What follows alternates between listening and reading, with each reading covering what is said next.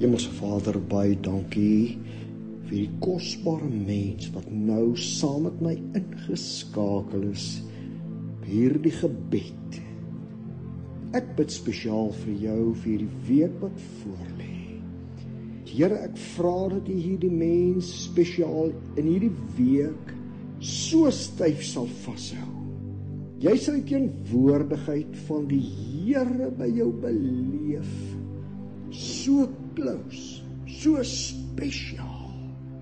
Jy ervaar die Here se nabyheid, sy presence, sy teenwoordigheid, waar jy beweeg, al is dit in die donkerste nag, die ergste woestyn, die wreedste krisis wat jy in die gesig staar, sal jy weet, my God is saam met my in hierdie woestyn. Ek is nie alleen in hierdie woestyn nie, en my God sal my nie los in hierdie woestyn nie.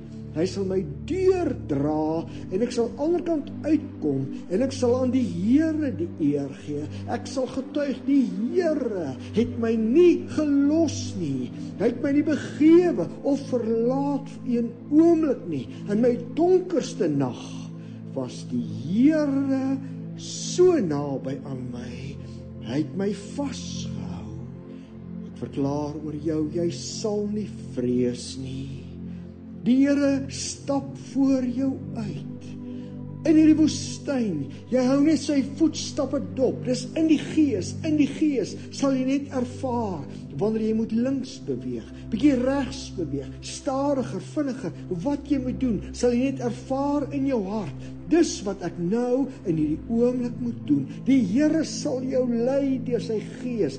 Dis wat die woord sê, net hulle wat deur die gees van God gelei word, is kinders van God. Jy is 'n kind van God. En Jesus sê, my skape ken my stem.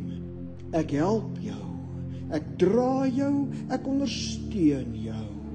Dankie Jesus, ons verklaar, ons geloof en ons vertroue is nie in mense nie, maar in die lewende God. Hierdie is 'n goddelike week. Die Here is met my. Ek ervaar sy krag. Ek staan op die woord. Die Here is met my. Dankie daarvoor in die naam van Jesus Christus.